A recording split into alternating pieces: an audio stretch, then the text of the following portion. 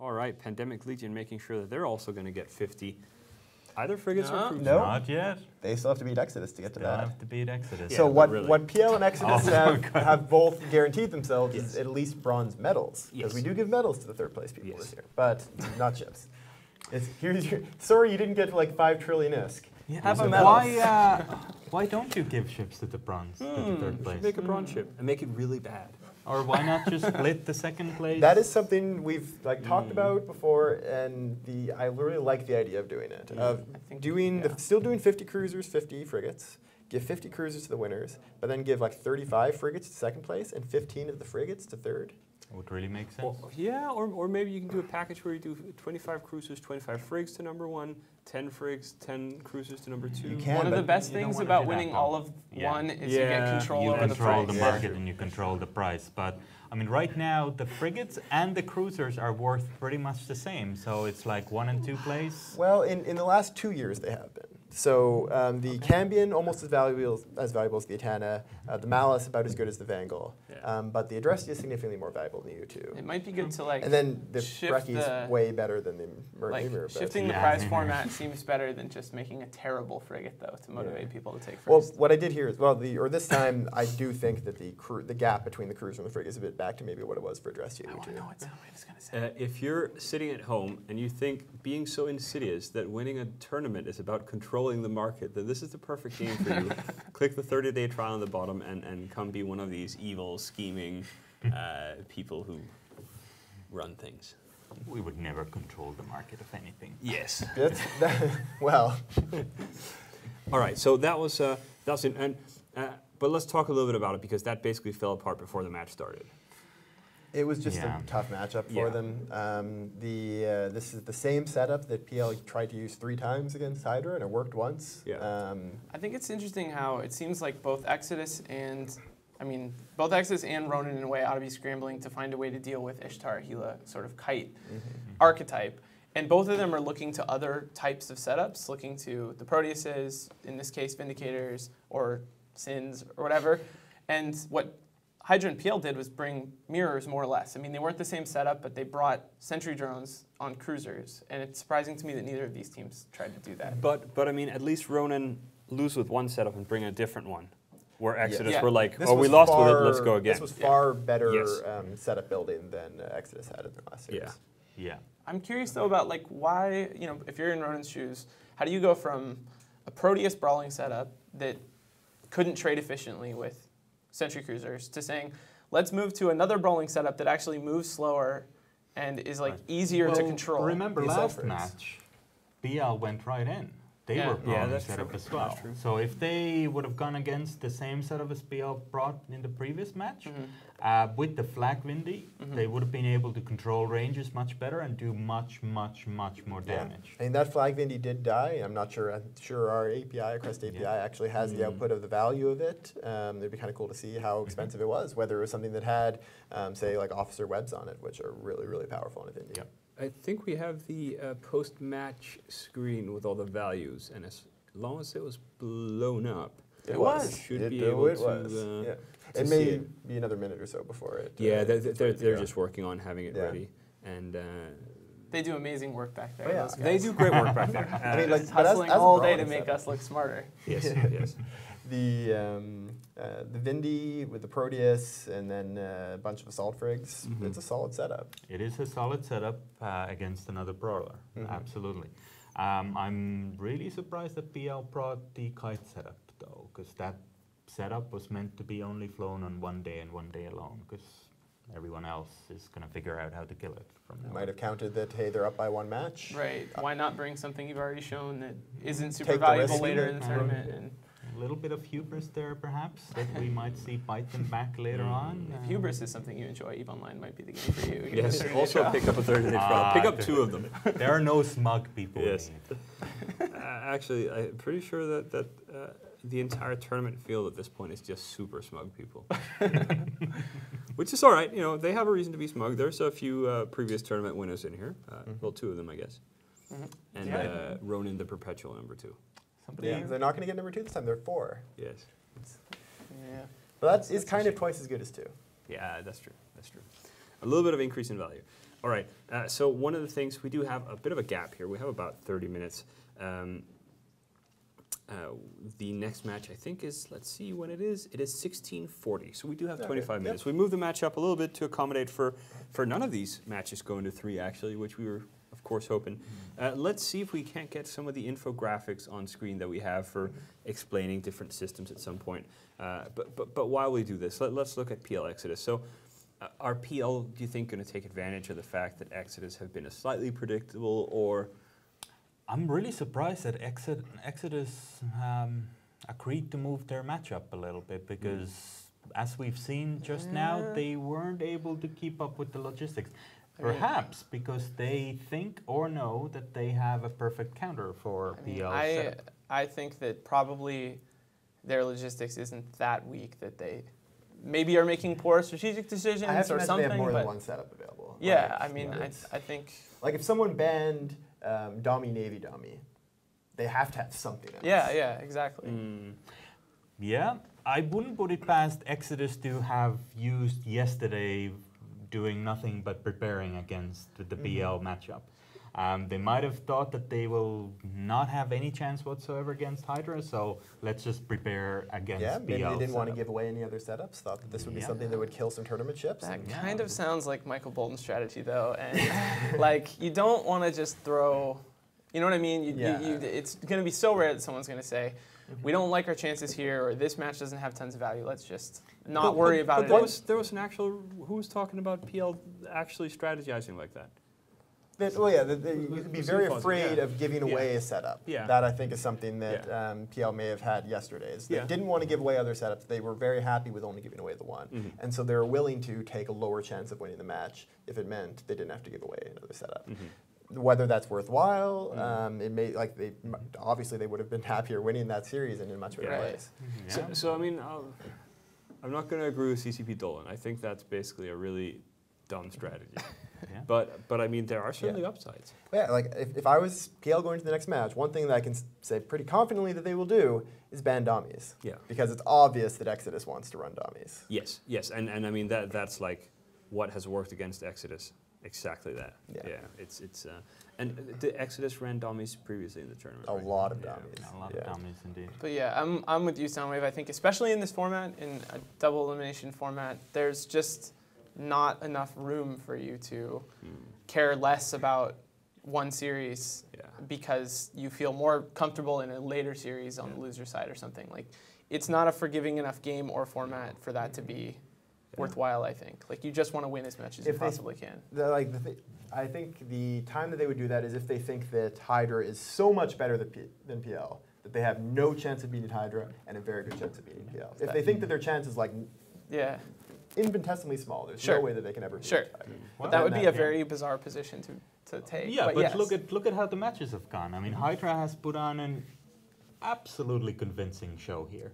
PL has put on a convincing-ish show, but they have shed ships all the time. There was a series between them yesterday that was pretty close. very even. Like, they went, you know, back and forth, and the match that sealed it wasn't even a gimme. So perhaps, but they maybe think, and I do know that Brent is a friend of these guys, and you know, Brent seemed to think that maybe they listen to Brent. The kite setup is Pandemic Legion's #1 best setup there is. And maybe they listen to Brent, and that might prove very fatal indeed. Your smugness tells me it's not their best setup. Did we have something queued up on the iPad, by the way? Yeah, well, I've got the destruction of that Atana a little bit here. So this is the path that the Atana took. And it was basically just, he ran away, and they just sent the whole team after him. So this, I've got highlighted here with the blinking trail, is Count Monte Carlo in that Atana. And in blue. In blue, yes. With the yellow trail. Yep. And so here, I'll zoom in a bit. So what happened is, these are the Dommies, like right out front. The ship's right in the front line. It's basically the same thing that they did against the Guardian. Send the Dommies straight in, and they're those ones like right here. That's the Dominixes. So the actual frigs are well behind. So interesting enough, what Hydra did there is, are those 3 Gilas protecting the Atana? Did they pull them back because we saw them being in new Nope, the Gilas are right up here actually. So interesting. So Frigs what's that moving peel together the with healers? the Atana?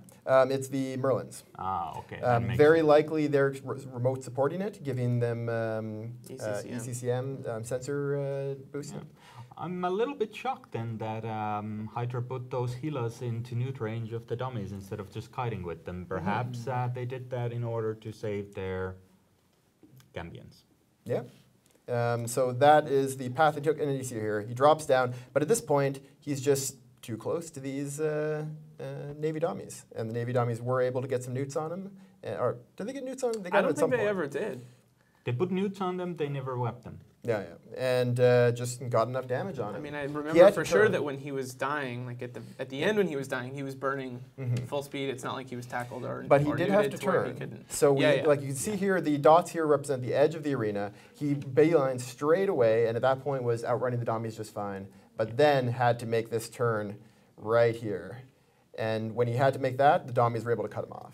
And they picked up a whole lot of And that's range when the counterpoint. sentry drone started to do a whole lot of damage as well. He had to drop Yep. speed for a while. And So then he zagged again, but at that point it was already a bit too late. I think he was already taking a whole bunch of shield damage. And like at this point, yeah, he's already in low shield. What was going There on you out there? That was me trying to turn the camera. But at this point, yeah, he drops very quickly from that point, and then goes away. Cool. cool. But yeah, I think in this case, this is one of the difficulties when you're trying to kite in the tournament. You do run into this arena. It's not something that in normal combat in EVE you have to worry about. We don't have arenas elsewhere that have edges that you can't get out of. Sometimes you can bump into an asteroid or something, and that can get in your way. But this is very unique to the Alliance tournament environment. Yes. I remember one particular fight in Delve 2 where we started the fight at 6 p.m. and by the time we ended at 2 a.m. that same night, we were 5,500 kilometers from the gate in a single line of wrecks. All right, we do also have a smaller contest now if you want to win a 60-day time card to EVE Online. Answer this question and send it to CCP a turn. Of course, all the details are on the Alliance Tournament forums as well. Which expansion were the Harbinger, Myrmidon, Drink, and Hurricane added to EVE? And this is a 60-day subscription to EVE Online, which you can go win. Fun fact, that was pretty much right after I joined the game. Oh. Yeah, I think it was the first major expansion after I joined EVE. Me too. Good year for Eve. Yeah. Maybe. Maybe.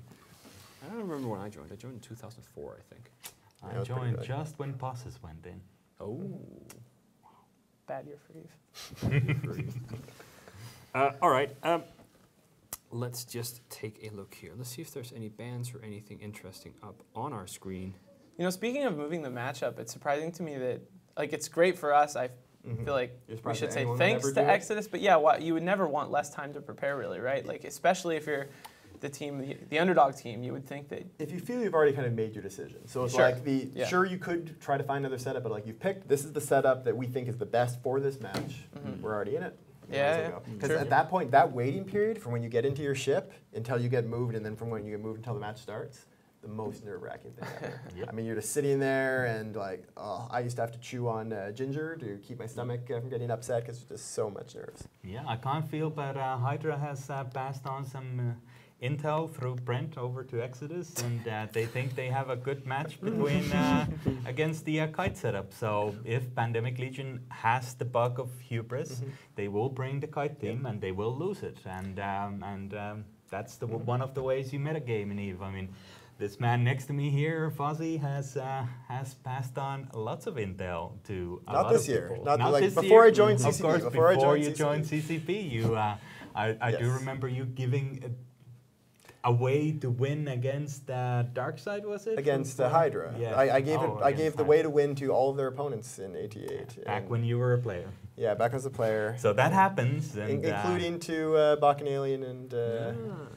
which he did not use, No. and subsequently lost and Yeah. got out of the tournament very fast. But this is the meta game that goes behind the scenes. Both parties talk to the other competitors in a hope of knocking down a stronger opponent. We should So- definitely say, if Exodus is getting information from someone, hopefully it's from someone better than Brent, Oh. who gives away a lot of great information, but mostly does it through his Twitch stream. Oh. Here's a fun fact. No one has ever asked me for tactical advice in the Alliance tournament. I wonder, has anybody ever asked Michael Bolton or CCP Dolan for information? They might have. That's actually why he's not on now. He's busy helping Exodus develop a strategy for the next match. Oh, dear. We do have some graphics for you. Talking about all these setups, there are, of course, rules about what you can bring and how the points are put together, which I think we'll show you now. Yeah, so you're seeing 2 example setups, I believe, from the first weekend. They're just kind of, an example of how teams are put together. On the left, you see a list of all the points. We use those to sort of keep the tournament fresh every year. You bring a total of 100 from that list, and we've changed that list quite a bit over time, both to shift kind of how the tournament feels and works, and also just to, spice things up so that we don't get kind of a stable meta. And of course, all this is different from Tranquility. In normal EVE Online, there's no points and no limits. Like in this, we're limited to 12 pilots per team. That's all not the case on Tranquility. But you can bring a lot of people into one place. Yes, lots of people. So the 2 different setups shown here, one of them is an example of a setup with the Dominix is there that has a lot of its points concentrated in those 3 battleships, and then doesn't have a lot to distribute with its smaller ships. And then the other one there is a Gnosis team that I think Red versus Blue brought that spreads out into about 5 or 6 heavier ships, and that allows them a lot more kind of less focused team that if one ship dies, it's not going to be that big of a deal. Yeah. So that's how you build a tournament team. What's the best setup we've seen this year? It seems like for now the kind of top of the hill is some variation on Ishtars and Gilas, like Century cruisers. That's kind of the thing people seem to be having a hard time maybe beating in right the now. final weekend, but I think the very best setup we've seen is the triple dummy based shield setup, which is why it's still banned. Banned. Yeah. There are things that can beat the triple dummies, and actually yesterday we saw one of them, perhaps due to partly some not so great target calling on the triple dummy team side, but still there are setups that can win. The problem with those setups is that they don't do particularly good if you bring Sentry Kite cruiser teams. So it's kind of like, do I know for sure they're going to bring a dummy team? And if not, the dummy team is absolutely the best this year. Another really great setup, I think one of the kind of strongest all-around setups that we saw was what Hydra brought at the end of last weekend. So with their flagship Dominix and the triple Malices. It's similar to what they brought yesterday, using an Armageddon in that slot, and then using Vengeances and Enyos, which isn't nearly as strong because the Malices add a lot to it. But that setup, I think, is a very generally powerful setup. It will beat a lot of things. Yeah. Absolutely. I wouldn't be surprised if somebody had copied that setup and they're planning to bring it. So who did Pandemic Legion ban last match? Sleipnir, Maulus? Yeah, that sounds right. Usually we do not like Mauluses. Yeah. So I don't know if this is hubris or just someone taking a smoke break. Oh, did he miss the bans again? PL only banned 1 ship. Yeah, do not he's know gone why. he's gone for a Maybe we can get some washroom. quick information on in the washroom. why PL have only banned 1 ship. This isn't the first time it's happened to PL this tournament.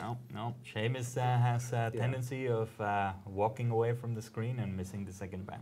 Yeah. So so PL have banned the Maulus and nothing else, and we're still waiting for confirmation as why that is. Maybe they're just confident against every ship in the game except the Maulus. This opens the door for Exodus bringing a triple dummy team. Unless they're being baited to bring a triple or dummy unless team. Exodus bans it himself, but that would be kind of surprising. What did Exodus ban? Exodus have banned the Guardian and the Oneros. Interesting. Uh-huh. So could you see shield dummies or Has PL brought shield variation like the Atana variation? They brought a Tengu repping variation, I think, right? Yes, For first weekend. we brought a shield dummy Tinker that absolutely trashed the armor-based dummy team. Okay. And Exodus has also brought shield dummies, very, very effectively flown shield dummies.